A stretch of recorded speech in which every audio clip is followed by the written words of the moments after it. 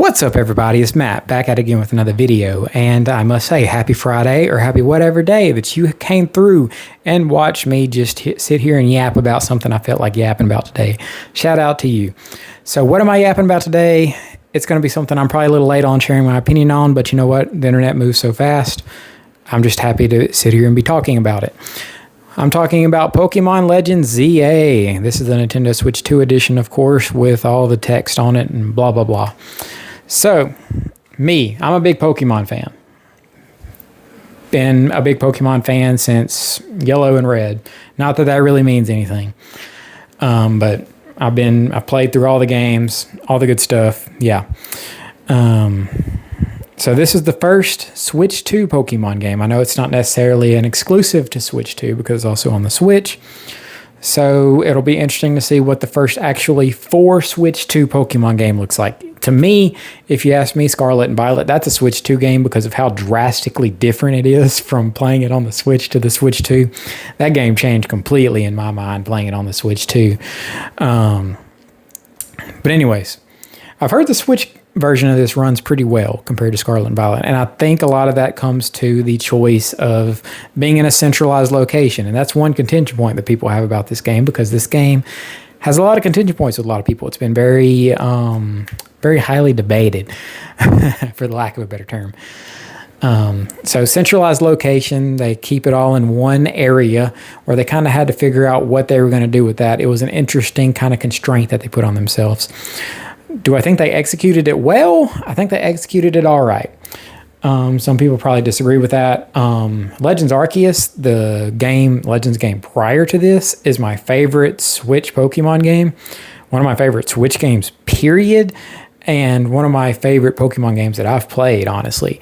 Because it was just so different, you know. Going back in time, exploring the Diamond and Pearl area, which I do have quite a bit of nostalgia for, to be honest, and there might be a bias there, to be honest with you. So when this one was announced, I was pretty excited. I was looking forward to it. I think in some cases, this kind of went a little bit away from how catch-heavy Arceus was, which it was so catch-heavy and trying to fill out the first ever Pokédex and catching Pokemon in different ways and filling out all this research. Some people might not have enjoyed that as much and they wanted more battles. This is what this brought into because you have a day and night cycle. The night cycle is all about going into these battle zones and just battling. And then you also have wild zones, which are there at night and at day that you can go into and catch the Pokemon because they're doing this whole thing where they're integrating the Pokemon within Lumio City. And that was their way of introducing different biomes and stuff to this city, this one central location. I think they did a decent job with doing the wild areas and making them seem a little bit different. They introduced the verticality, climbing the buildings and all that good stuff to kind of expound on everything. So that was the big stuff with the wild areas and the battle zones. Of course, you also had the return of Megas, which is everyone's favorite gimmick they've had in every single game post Gen 6 onward. And then they added new Megas, which is very exciting to see. I think some of the Megas, they're all right. I have a list of them pulled up here because I couldn't honestly remember all of them, which is kind of embarrassing. But just looking here, you know, my favorite that I played through, I have an appreciation for Excadrill after this game, which I really didn't before, because he was carrying my team. On the topic of carrying teams, I know a lot of people went on about Boy. I know I'm butchering that, but a lot of people had that Heracross on their team from the mission that they had to do, and that dude was doing work on a lot of people's team. Heracross is one of my favorite Pokemon of all time, so I was hyped to have a Heracross that early in the game and him actually doing a lot of work there. But Greninja got a Mega. That's one point that I do not like. They kind of locked it behind the ranked battles, and the Chestnut, the Delphox, and the Greninja. That's the only way you could get the Mega Stones for those. And they waited until Season 2 for you to get Delphox. I kind of wish you were able to get all three in a row. And I feel like some people are a bit put off on trying to play ranked battles. It's not really that bad. It probably took about 30 to 40 minutes for me to get the Greninja-ite. And I got the Delphoxite on the new season the other day, and they did drastically lower the rank that you have to get both the Greninja-ite and the Delphoxite, because they reintroduced the Greninja-ite, which is a good thing on them. So that's cool. Greninja is a cool Pokemon, but I wish they just allowed you to get all the Mega Stones without having to wait on that.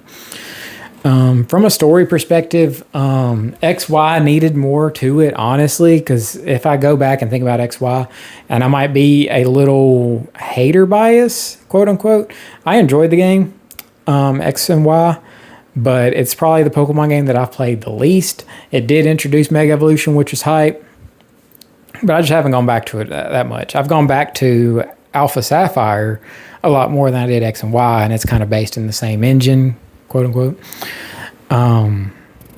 But I have a lot of Gen 3 bias. That's probably my favorite generation of Pokemon of all time, Emerald being one of my favorite Pokemon games of all time. So I'm kind of biased there, not going to lie. So anyone who's an X and Y fan was probably happy to see this, because we needed kind of more backstory on this game, and you got more of a introduction in a Zygarde. So it's kind of cool to see it expound on these legends, kind of like how Legends Arceus did with Arceus. And Arceus is also one of my favorite Pokemon, so there's more bias towards that game. But yeah, I did enjoy kind of the loop of this game. I will say one big thing against it is how hand-holdy it is at the very beginning. And I feel like I go on in my head and say this about every single Pokemon game lately, especially during the Switch era. It is very hand-holdy, this game is. And I felt like it just dragged on so long. And once I got past that part, it started to pick up, and I was happy to go with it. The battles on here are, I mean, a Pokemon game isn't necessarily hard intrinsically, but it's harder for a Pokemon game. I feel like the Legends game has kind of established that, because Legends Arceus, of course, has the famous in-game battle that a lot of people have trouble with, including myself, and it was very hype because it was so crazy. This game, I don't think it really matches that, but it has its moments. It has the Mega Raid against the rogue Pokemon. It has that going on with it. But yeah, some of the Mega Evolutions, and looking at this list, and I'm returning back to a previous point, but some of them, they're all right. I like the Drampa a lot. The Phalanx is cool. The Hawlucha is cool. The Starmie, don't get me started on the Starmie. The Starmie was low effort by Game Freak. They just took like a scrubbing tool and scrubbed down the legs like in Photoshop on Starmie and just put a guy in the Starmie suit. Is what I like to call it. Malamar is all right. By the way, the Malamar, the videos that they did for that guy is really cool. I really liked the introductions to some of these megas that they put out on YouTube videos. Like the Hawlucha had a really good one. Malamar had a really good one. They did one for Victory Bell. So those were pretty cool. And it was cool to see like the starters get megas. Meganium got a mega. Mega for Alligator got a mega, which is pretty cool. I like that one. The Victory Bell one's kind of mid. I use the Victory Bell one, but yeah. The Pokédex in all, it's very small. It has some good ones in it, though. I mean, it has some of my favorites. I mean, you got Metagross, Absol, Heracross. You put those three in a game, I'm happy. That's all I need, really. I mean, I got Metagross right here chilling, so I need to shiny hunt the Metagross. Speaking of shiny hunting, this game has really kind of elevated shiny hunting, which is very interesting. And for those who don't know, shiny hunting is when you go out and find a Pokemon of a different color. People might be like, oh, that's kind of lame. And the amount of time that some people put into this is wild. But it gives you so many options to shiny hunt. Of course, you can do the grind and get the shiny charm. I did that because I pretty much 100% of the game, living dex, all that stuff, because I did it with Arceus. I want to do it with this one as well. And it probably took me about 70-ish hours to get to that point where I had the shiny charm. I completed all the Pokédex, have a living dex, all the side quests were beat. So I squeezed out every little inch of this game. And the fact that we have DLC coming out in December, not even that long of a wait, like a 2-month wait for DLC, that's pretty wild. So they had this game pretty much all done, ready to pop it out there. and get it out the way, because I know next year we're probably going to be getting Gen 10, and that's going to be wild probably. We'll see. But yeah, overall, I know it's a hot take, but I enjoyed this game.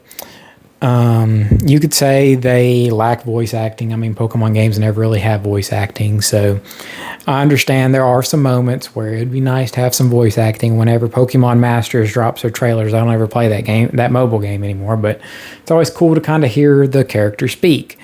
Would that be nice to have? Yes, I'm not going to lie to you, but I'm just so used to Pokemon not having voice acting. That's not necessarily a cop-out for them, but it's just something I'm used to at this time. The fact that I think they could have done a little bit more with the central area that they were in. I know a lot of people dog on the fact that it's kind of a copy-paste on some things, and it is. I mean, it's a game design thing that they get around trying to do this. Because I mean, ultimately, I think the people who have issues with Pokemon games, and don't get me wrong, I have my own issues here and there. I'm a little bit more lenient because I'm biased. I'm not even going to lie to y'all on that. But until they get to a point where they don't have to worry about getting out a Pokemon game in time for the whole cycle, because Pokemon's a whole cyclical nature thing. Because I mean, you got to have the game come out so that way you can sell merchandise, so that way you can keep the anime going with fresh episodes and fresh ideas and fresh Pokemon. There's just so much that goes into Pokemon as a ecosystem, for the lack of a better term, like it's some Apple technology or some Samsung technology. But they have to keep it refreshed, right? And I mean, all the mobile games are a big thing for them right now. I mean, I'm addicted to Pocket. I'm always trying to pull some cards in Pocket. The card game, the physical card game that everyone's going nuts over, that's going to be a video one day. But yeah, until they can get out of that, I don't know if they're really going to appeal to those guys who have their own issues with this, because the time that they have to get these games out isn't the best for them. It's kind of a disadvantage. Do they have a lot of money and could they make it work? Yes. Is game development really hard? Harder than it ever used to be, from what I hear. I mean, I don't really understand game development that well, so I'd have to look into it, and people in the comments would have to debate me on that, or not necessarily debate me, or course correct me on that.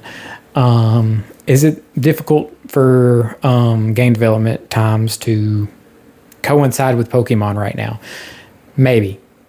Like, for instance, earlier this year, Expedition 33 came out. This is one of the best games that I've ever played. Full stop. I don't know how long that game took to develop, but I imagine it took a while.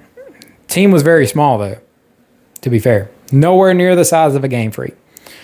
Not even going to lie to you. But hopefully, maybe one day, we'll see that Pokemon game that really pushes it over the edge, because I would love to see that. Granted, I did say like Arceus is one of my favorite Switch games, full stop. This one just didn't feel like it captured that magic all the way. If I had to give it like a rating, I'd be like right at an 8. And I know that's probably high to some people based on what I've said, but I enjoyed it, you know. And I mean, out of Switch games like Scarlet and Violet Switch 2 edition, Switch 2 part Scarlet and Violet, it's probably better than this to me. I think this is better than Sword and Shield. I think this is better than all the Switch games aside from Arceus and Scarlet and Violet, if you play Scarlet and Violet on the Switch too. So there is that. Maybe I'm just tired of the usual Pokemon formula and I wanted something different, which Scarlet and Violet kind of filled that void too at the same time. So I've kind of rambled a lot on here, and just kind of word vomited out all my thoughts on this game. But just to wrap it up in a tight, nice bow, if you enjoy Pokemon, you'll enjoy this game. If you haven't enjoyed Pokemon games the past couple years, you're probably not going to like this one. If you kind of liked the concept of Legends Arceus but wanted more battles, you'll probably like this game. So I recommend this to Pokemon fans. I don't necessarily know if I recommend this to everybody. But I would say if you're interested in it, check it out. Maybe for a lower price, maybe, because games are expensive. Yeah, that's all I got. So thanks.